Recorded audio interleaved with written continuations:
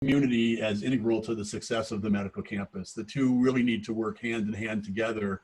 And we want to be able to help provide whatever we can to support and information to the local community so that they can weather the storm here while we're all sheltered at home, and to help ensure that they're able to remain vibrant, so that when the campus gets back up and running and the community is back up and running at full scale, that everyone will have the opportunity to be able to participate in that, in that rebirth. So having said that, I will turn over the presentation to Donna Gonzer from Lumsden and McCormick.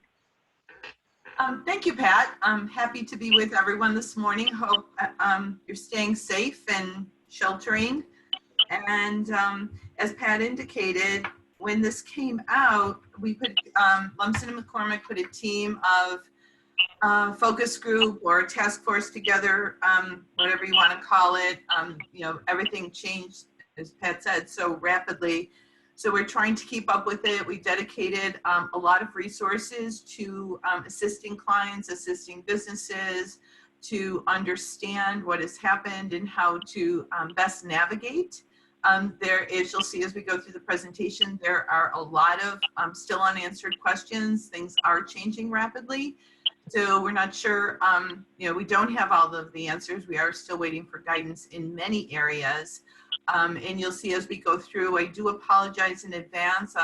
This act is very large. It was 880 pages, I think, when it was released. There's been several, I believe, 2 additional pieces of information, interim final regulations they're called. So it is somewhat complex. I've tried to summarize it into somewhat of a user-friendly PowerPoint presentation, but as you'll see, some of it gets complicated, especially in the forgiveness area on the PPP loans. But rather than get ahead, maybe we'll just start with the presentation. So we thought we'd start with just a brief history. A lot has happened. It seems like a lifetime ago, but it was really only March 13th when an emergency declaration was issued on COVID-19. That was exactly 6 weeks ago. And as I said, it seems like a lifetime because so much has happened in the interim. About 2 weeks later, Congress approved the CARES Act, the Coronavirus Aid, Relief, and Economic Security Act. Everyone is familiar with I think it was a $2.2 trillion package. There are many different facets of the relief package. It is broken down into many different sources of revenue, and we will review just the pieces of this today that apply to small businesses. There are other parts of the act that do apply to larger institutions. On April 6th, most lending institutions began accepting the PPP loan applications. That money, as you probably heard, was depleted, I believe, in less than a week, about a week maybe. And yesterday, last night, in fact, Congress approved an additional $484 billion in additional relief. I believe the president is expected to sign that today.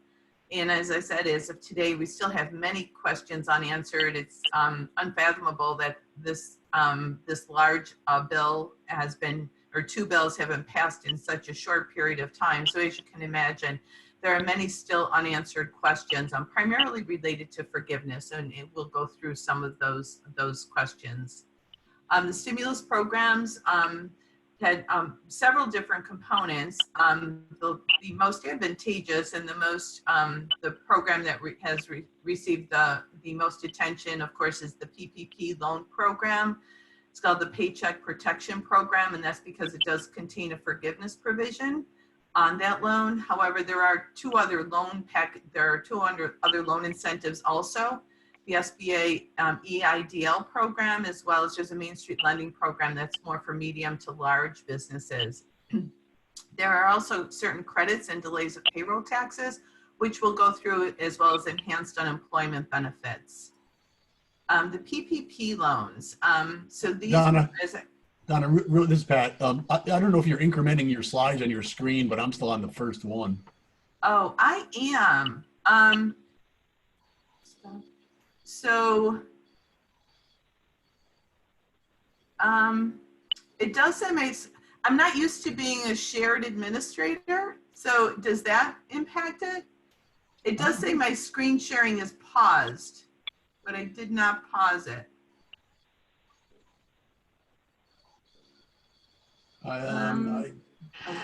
Hold on. Did that work? Yeah. Okay. Yeah, now it's incrementing. Are we good now? We're good. Okay, sorry about that. I think it paused maybe when we did something and I didn't realize it. Okay, so the first slide is the brief history. The second slide is the stimulus programs that I just talked about. And so I think now we're up to the slide 3, which is the PPP loans. As I said, the PPP loans are the most advantageous because they do contain a forgiveness provision. We do expect that, again, even with the additional almost $500 billion, these PPP loans are probably going to run out again very quickly. So if you are eligible and you do want to apply, you should do so as soon as possible. The loan amounts are 2.5 times the monthly average payroll cost for the prior year, up to $10 million. The payroll costs include compensation to employees not in excess of $100,000 annually, any vacation, any leave time, and payroll costs also include the employer-paid group healthcare benefits, excluding owners of sole proprietorships, and retirement, employer-paid retirement, again, excluding owners. There was a lot of questions related to sole proprietors, and that was part of the additional guidance that was released, I think, about a week ago. It also includes state and local employment taxes. We know it definitely includes state unemployment, and possibly workers' comp. Some banks have accepted workers' comp, some have excluded it, so that has been somewhat inconsistent. If you're a sole proprietor, the compensation is based on your 2019 1040 Schedule C, again, capped at $100,000 annualized. And partners in a partnership are similarly capped at $100,000, and they would apply as part of the partnership and not as a sole proprietor. The loan terms, there's a 6-month deferment for interest and principal. Interest will continue to accrue during that period. But if it is forgiven, both the interest and principal are forgiven. The loan is at 1% interest with a 2-year maturity, and there's no collateral or personal guarantees required in other traditional SBA requirements, such as being the loan of last resort and not being able to get credit elsewhere. Those requirements have been waived. So you can see, even if it's not forgiven, the loan terms are extremely favorable at 1%.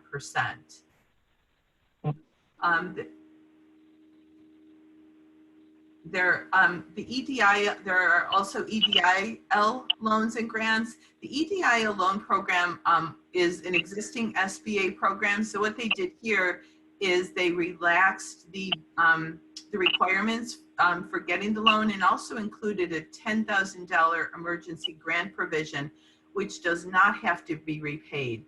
However, the EIDL loan itself does have to be repaid. So this, unlike the PPP, Hi.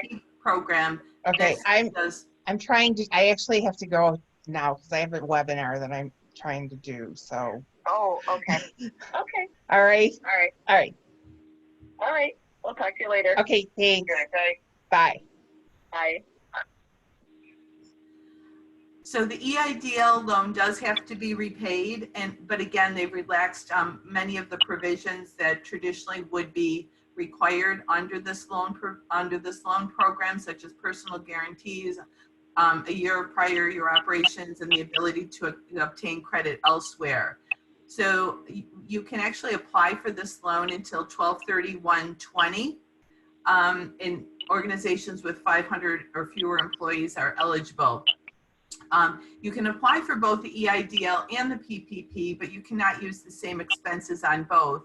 And if you do get the $10,000 emergency grant advance on that, it does have to come off of the PPP loan forgiveness amount, so you can't use both of those. I will tell you that there have been many issues and problems related to organizations that have applied for this. The SBA was totally inundated with applications. They're looking at the $10,000 grant provision. My understanding is very few organizations even now have received that. The SBA has put some additional requirements on that. It's not as automatic as it initially was designed to be. My understanding is that it's based on number of employees. So if you only have 2 employees, you would get $2,000. It would be $1,000 per employee.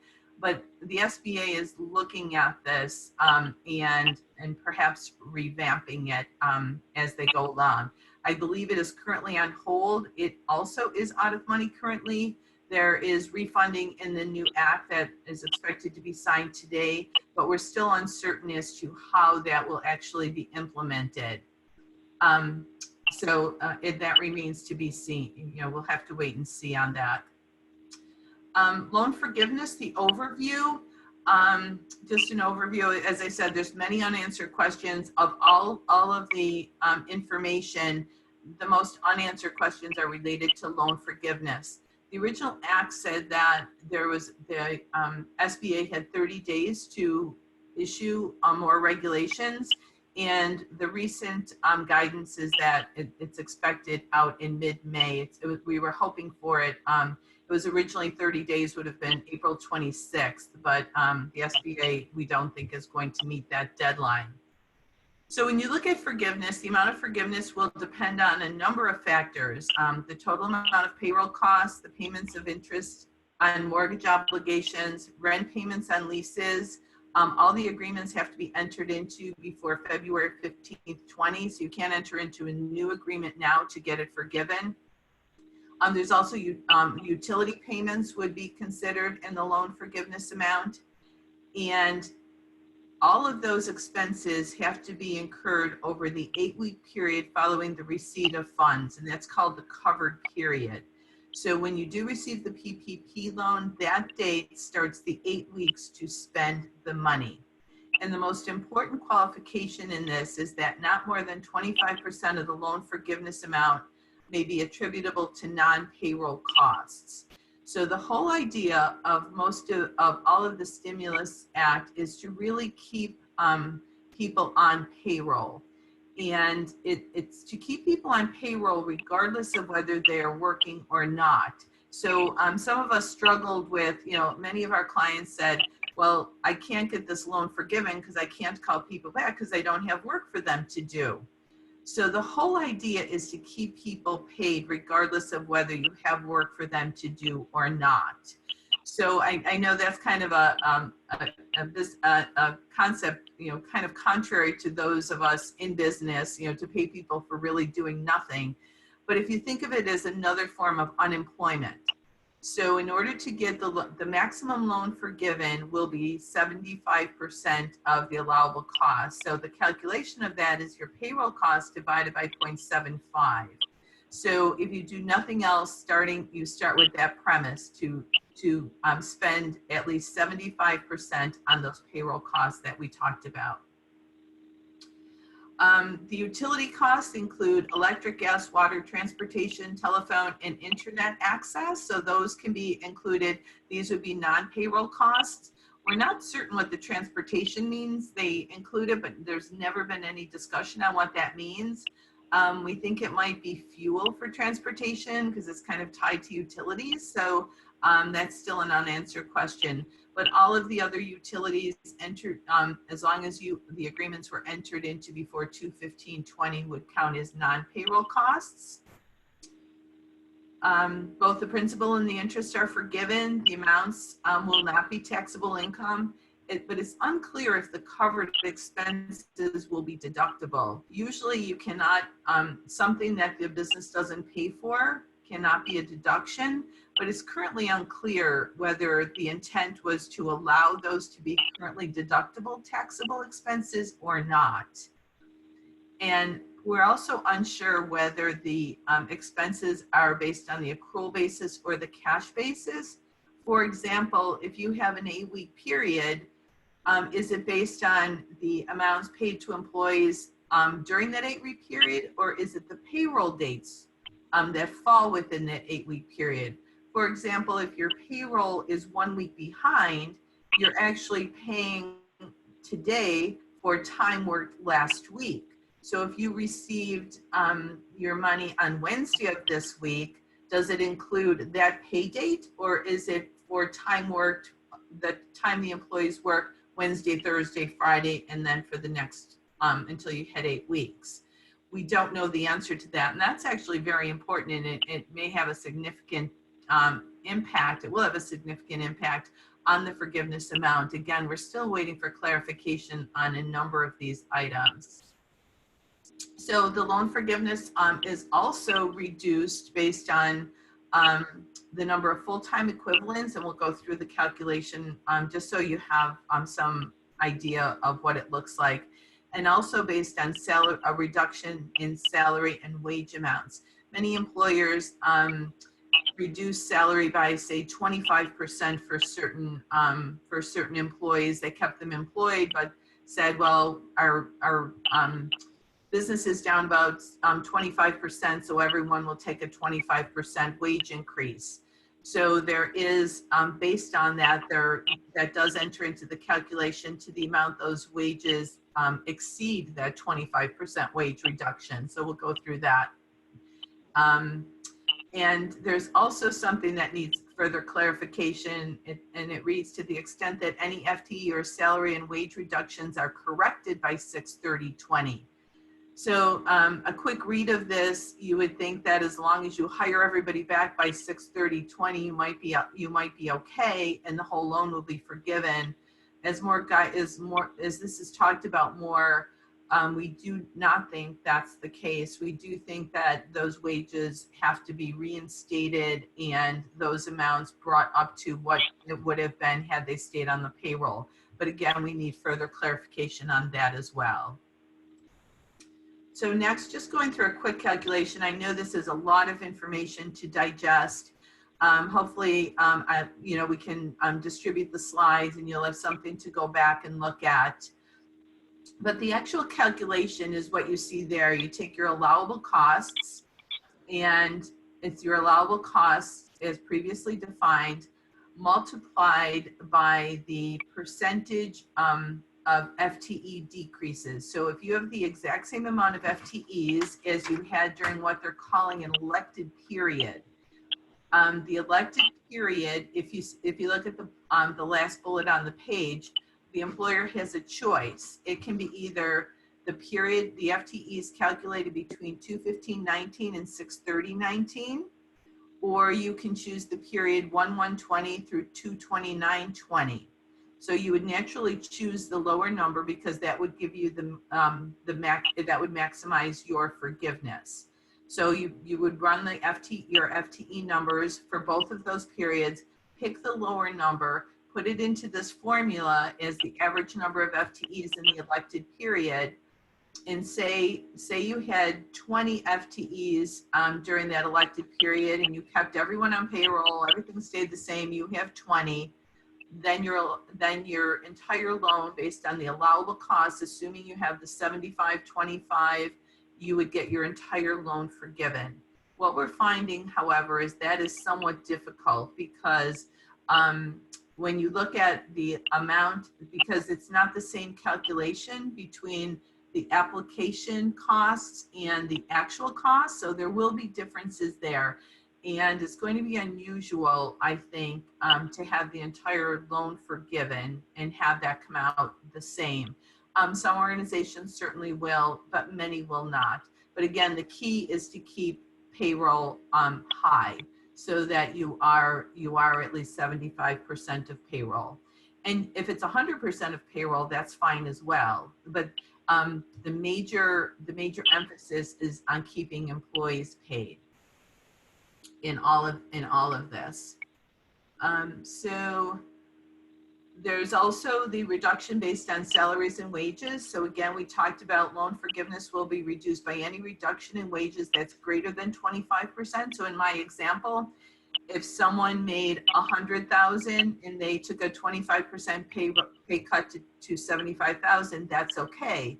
But if that subsequently goes down to 60,000, the difference between the 60 and the 75 is reduced, reduces the loan forgiveness. Our understanding is this is going to be a dollar for dollar reduction on the amount forgiven. But again, 25% is okay. It's the difference between any further reductions and the 25% employee by employee. This does not, our understanding, again, we're still waiting for some clarification. Our current understanding is that this applies to any employee. This does not apply to any employee whose wages were in excess of $100,000. So those are considered higher management employees and they do not count. So those reductions would be fine and not enter into this calculation. So how to apply for forgiveness? The business will have to submit to the lender documentation verifying the number of FTEs. We assume forms 941, NYS 45s to verify payroll, cancel checks. Again, we think as in the application, different banks will ask for different supporting documentation. The banks have not been consistent in the information that they've asked for in the application process, and we anticipate that the banks will not be consistent in the loan forgiveness process. There has been some discussion that the application process was much more lenient and that the forgiveness will be much more intense. We're still not certain. We do know that the onus on the application process, the total responsibility, the SBA did come out and say that the banks, the lenders, were relieved of responsibility that the borrower had to certify. There were a number of certifications that the borrower did have to make in this loan application process. And basically, the certification was that you were impacted by the economic uncertainty. But then you also, the business does have to certify to the validity of the FTEs in the process, in the loan forgiveness, to the payroll costs, that this information is correct. We don't know to the extent the banks will actually audit this and look at it and kick it back if the information doesn't look right. And so it would be no later than 60 days after the date on which the lender receives the application for loan forgiveness. The lender shall issue a decision on the application. The lender is held harmless. And then the administrator is 30 days from the date of enactment of the CARES Act. Oh, this is just when we expect the additional guidance to be forthcoming. So they do say no later than 60 days. However, what we do think that banks are going to be inundated in this process, and similar to the application process, this is in the original act, but just as in the application process, the rollout of this did take a couple of weeks. We anticipate there's going to be a lot of backlog with the loan forgiveness process as well. As with a lot of these, the time frame was very ambitious. Even with the $10,000 grant on the EIDL loan, the money should have been paid within 3 days. That didn't happen. In many cases, the borrower still doesn't have the money, or it took weeks to get that $10,000 emergency loan. So although the intent was good, it was really ambitious and very, very difficult to implement in real time. So that's the loans. The tax credits and deferrals is the other, if you don't, so what happens is many of these cannot be used together. So the tax credits and deferrals cannot be used if you have a PPP loan. However, if you're ineligible or if you run the numbers, you might find that the tax credits are actually more advantageous even with the loan forgiveness provision. Because the tax credit, it's called the employee retention credit, and it provides a refundable payroll tax credit for certain wages paid to employees during the period March 13th through December 31st, 2020. It's available to all employers with no size restriction, so we don't have the 500 that was the restriction for the PPP loans. However, you're not eligible if you do get a PPP loan, you're not eligible for this tax credit. And then there's also an employer payroll tax deferral. So when we talk about payroll taxes, this is generally the 6.2% of FICA that the employer pays. So the employer payroll tax deferral allows employers to defer deposits of certain employment taxes for up to 2 years. So it's available to all employers with no size restriction. But again, if participating in the PPP and the loan is forgiven, you become ineligible for this deferral. So in the credit, it's not eligible if you participate. So if you get a PPP loan, even if it's not forgiven, you still cannot participate for the employee retention credit. But for the tax deferral, you can get a PPP loan, and it just can't be forgiven. So, you know, there's a lot of hooks, then you have to be really careful with some of this. So how does the employee retention credit work? So the payroll tax credit is up to $5,000 per employee for eligible employers. So basically it's up to $10,000 paid. It's 50% of wages paid up to $10,000 between March 13th and December 31st, 2020. So you do have to go through a quarterly calculation for eligibility. So you must be carrying on a trade or business during 2020, which obviously most people would meet that requirement.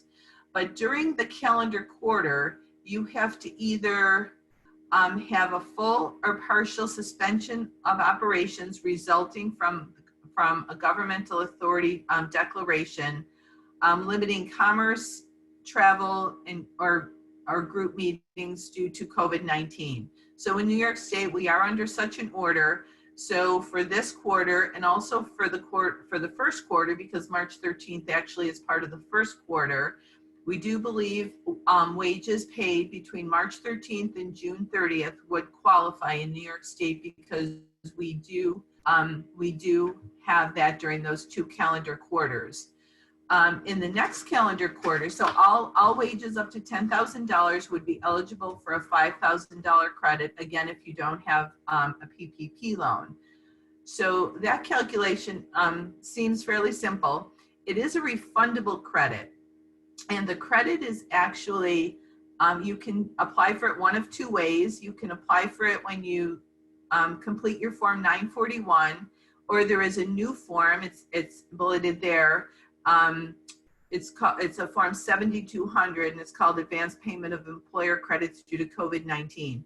So if you have cash flow issues, you can actually file this Form 7200 and receive an advance on those payroll tax credits. Or you can apply on the Form 941, and any amount that is not, say your 941, say your credit is $25,000 and your 941 only is for $20,000, you can apply for the additional $5,000 again on the Form 7200. I'm not aware of anyone that has filed the 7200, so I don't know the success of that process yet. Again, a lot of this is evolving, and I just don't have any experience with the Form 7200. Moving forward into the next quarter, because the eligibility for these credits are on a quarterly basis, so in July, we expect still to have some issues, but maybe not the full or partial suspension of businesses. Hopefully not. Hopefully most business will at least be back running. But if you do get to that quarter, the eligibility for that quarter would be gross receipts for the quarter less than 50% of the gross receipts for the same calendar quarter of the prior year. So then you have to look at gross receipts, compare the two, and determine if you would still be eligible for this credit. Again, we need further guidance on gross receipts, how those are calculated, what is included, is it cash basis, is it accrual basis? We still don't have any guidance on any of that. So then what happens is on the eligibility side, you're eligible in any quarter that your gross receipts stay below 80% of the prior quarter. And then once they reach 80%, then you're no longer eligible in the following quarter. So I know this is a lot of information, so I'm going through it quickly. You know, I don't expect you to absorb it all, but it's very, it's somewhat difficult. So hopefully you do get, the basics of what you might be eligible for, and then we could certainly look at more of these details. But at least you have the details if you need to go back. So there are some further stipulations with the qualifying wages based on number of employees. So employers with over 100 average full-time employees in 2019, only actual wages paid to employees who are not working qualify for the credit. If you remember that I talked about some of this is designed to pay people who are not working to keep them off of unemployment. So if you have over 100 employees, the only wages that are eligible are those that do not perform up any work for the business. However, if you have under 100 employees, it applies to all employees. So, if someone is still continuing to work from home, those employees would count as well if you have over 100 employees, or if you have under 100 employees. And again, not eligible if you're participating in PPP. The employer payroll tax deferral allows employers to defer deposits of certain employment taxes for up to 2 years. This incentive is available to all employers with no size restriction. And if participating in PPP and the loan is forgiven, you become ineligible for this deferral. The deferral is for 2 years, so you accumulate everything you might pay, and then it's a liability on your balance sheet, and you pay half of it in 2021 and half of it in 2022. We've received a lot of questions on what happens if for employers that use a PEO or employers that use a payroll service. Our understanding is both of those types of organizations are working to accommodate these. I don't think it's going to be easy, but if you use either one of those organizations, it's clear that they are your employees and you would be eligible for it. One of the questions is, a PEO includes everyone on 941 combined, so somehow that will have to be broken out. But our understanding is both of those types of entities are working to determine how this would be accounted for. The employee, I'm sorry, somehow I went back. So payroll tax deferral, so. And then the final incentive would be employment benefits. This is a federal reimbursement to the states of an extra $600 per week in addition to the state benefits. So if someone is laid off or furloughed, that person is eligible to apply immediately, and apparently there is no waiting period. And that person would be entitled to their regular state benefits. So the regular state benefits are generally about 50% of their wages, up to a maximum, I believe, is $504. So on top of that state benefit, the federal government is reimbursing states an extra $600 per week in state benefits for up to 4 months. So this expires, I believe, at the end of July. So what happens in this scenario is that some employees, I believe those employees that their annualized wages are less than $52,000, may actually receive more unemployment than they do working their current job. So this has become somewhat of a problem because employers now that have applied for the PPP loan would like to bring those employees back, because remember we talked about you have to have 75% used on payroll. So now we have employees that may be making more on unemployment, and perhaps there's some resistance to those now coming back for less wages. Apparently when this was passed, our understanding is that it was known, but in order to get the dollars out quickly, it was left the way it was. It's important to note though that the business's unemployment rate is not affected by that additional $600. So the state unemployment tax rate would remain the same. It would be increased only for this the state's portion of those people that are now on unemployment, but the 600 doesn't enter into that calculation. In addition, there's an additional 13 weeks of unemployment. So instead of 26 weeks, goes to 39 weeks. And it does expand the availability of unemployment benefits to those who may not have been eligible before. And so it includes furloughed gig workers, freelancers, and also self-employed individuals that could not partake of unemployment and they weren't eligible for unemployment in the past. So we can open it up for questions. I'd like to conclude by saying you can see how it is very, there's a lot of information available as we started. It does take a while to go through, but I would recommend that it's not one size fits all. And although the PPP program does appear to be the most beneficial for most organizations, each organization really does have to look at their individual circumstances and make decisions based on their operations, based on their employee base, and based on what's best for the individual organization. So with that, we can open it up for questions.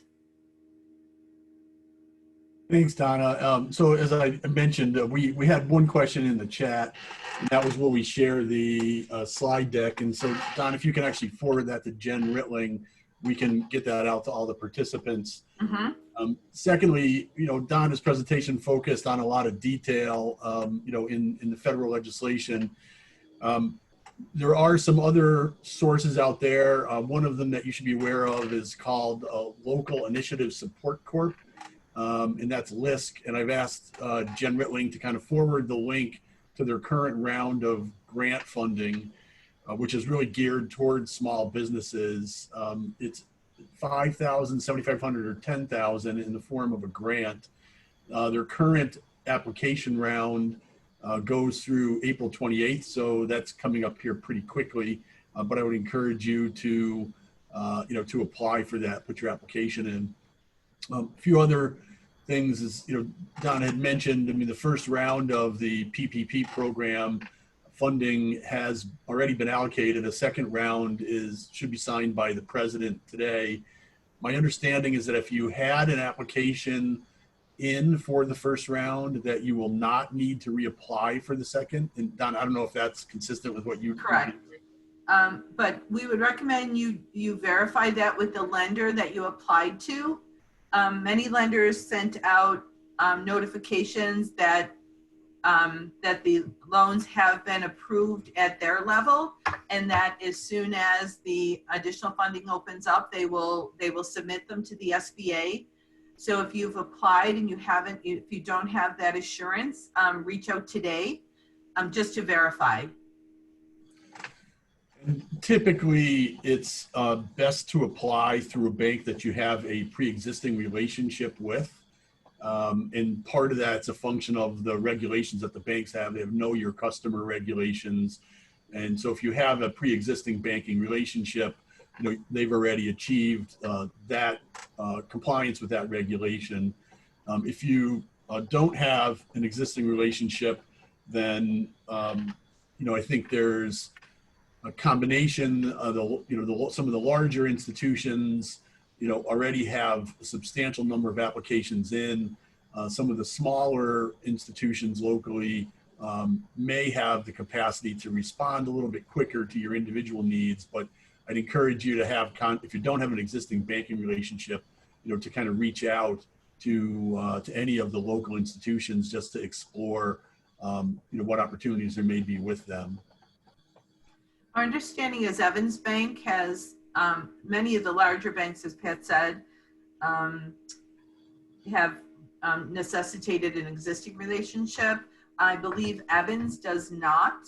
So, and that's just what we've heard. So, and some of the credit or some of the smaller other banks may not as well. And just there are, a number of those institutions, but I know three that I've worked with in the past are Evans, 5 Star, and Northwest.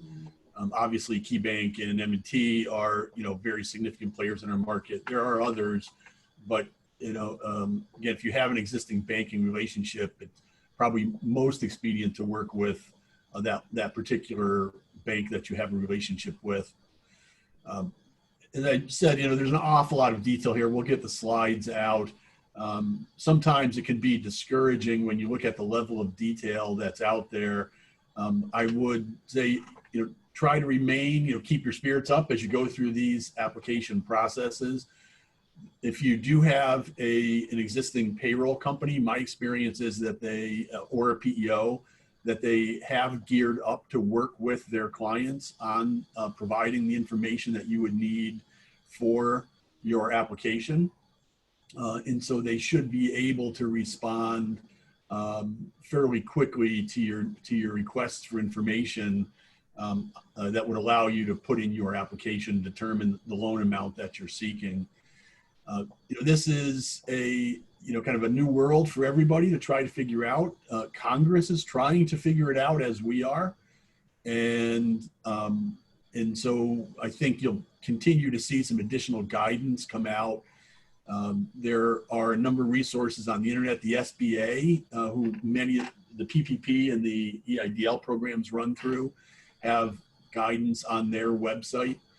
Some of it is, a bit legalistic, but again, I would encourage you to take a look at those resources and to reach out to any of your professionals or other business contacts that you have to understand their experience in working through these programs.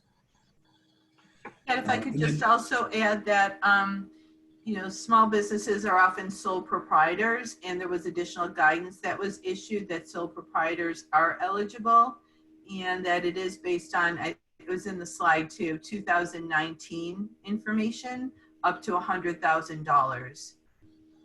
So, so that's important to know because initially there were a lot of questions related to that also.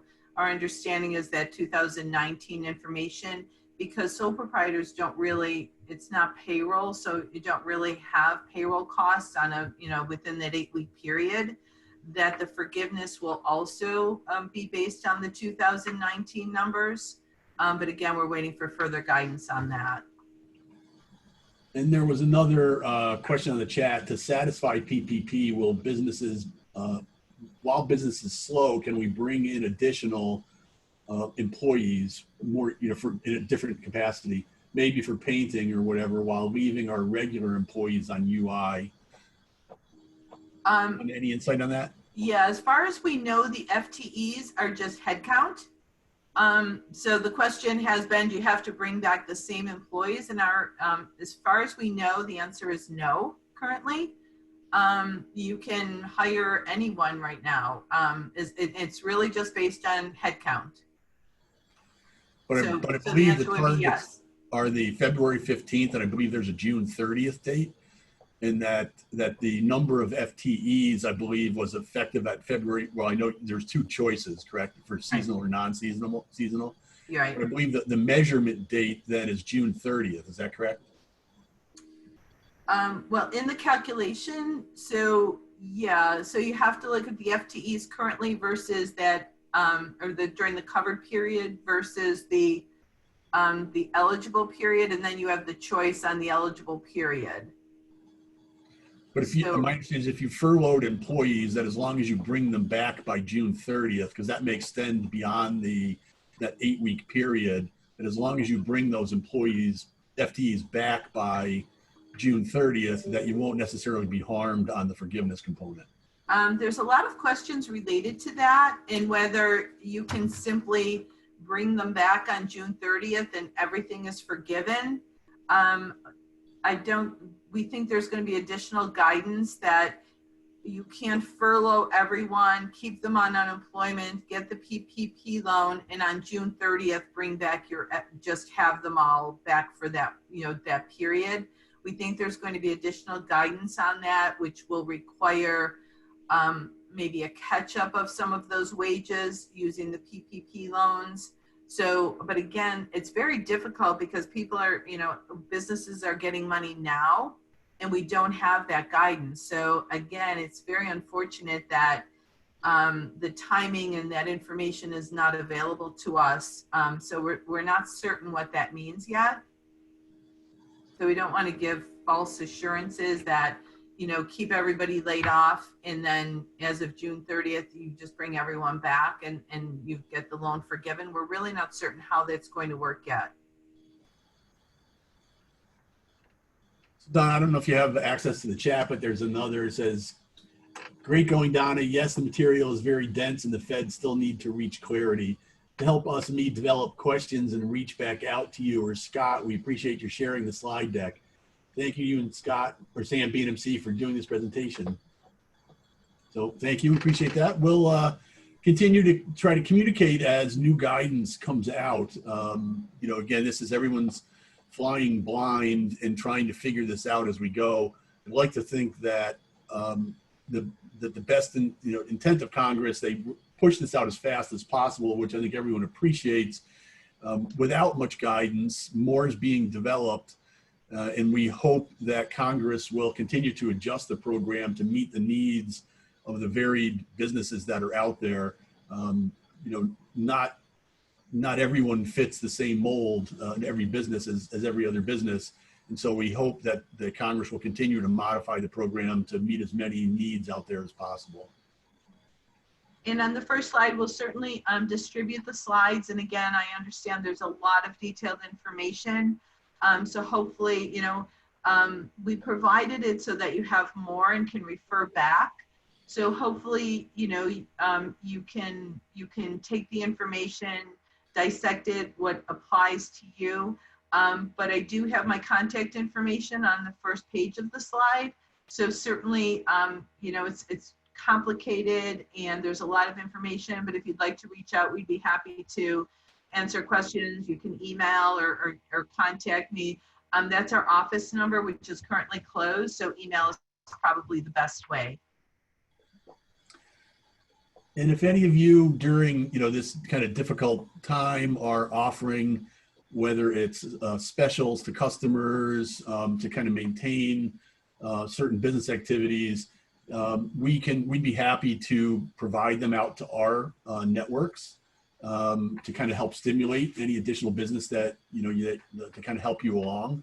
And so if you can provide those to the BNMC or one of the BNMC staff, then we'd be happy to kind of pass that information on out to our network, both in the neighborhood and beyond. Pat, also, I didn't gear the presentation to not-for-profits, but for the most part, not-for-profits, and if there are any on the call, for the most part, it does apply to not-for-profits as well. The only thing that doesn't apply is the PPP is only available to 501c3s and 501c19s, which are veterans organizations. C3 is of course charitable. So if you're exempt under another code, you are not eligible for the PPP, but you are eligible for the other stimulus products. I'm not sure if there are not-for-profits, but I just thought I would, just in case. All right, well, thank you all. If there aren't any other questions, oh wait, there's one more. Oh, thank you for your work on this. Nice to know the confusion is justified. we're unfortunately all trying to work through the confusion as best as we can. Yes, and again, it's hard to give a presentation that says, we're waiting for future clarification on such significant areas, but that's the new normal, as they say. So, and as soon as we do have more information, we've been trying to update our website continuously as more information is released. So you can go to our website as well, and you know, the SBA is also a very good source of information related to the PPP and a lot of these changes. The U.S. Chamber of Commerce is also a very good website source. So there's, you know, everyone is really trying to keep current with the information as it's released. It's just hard. It's hard, you know, when you don't really, it's hard to follow the rules when you don't know what the rules are. Well, thank you, everyone. If you have any questions after, then please feel free to reach out, and we'll try to get a response from Donna or one of, you know, someone else in our network, the best party we can find. And we will distribute the slides and as well as the link to the Local Initiative Support Corp grant application, which again, I think the current funding round is applications due April 28th. So keep your heads up out there. It's been a difficult time for everybody. Hopefully you're all remaining safe at home or in your business, but keeping protecting yourself. And we'll all look to hope that there's some relief in the near future. We'll be able to start the process of getting back to normal. So thank you all, and have a good day. Thanks, Pat. Thanks, everyone. Thank you.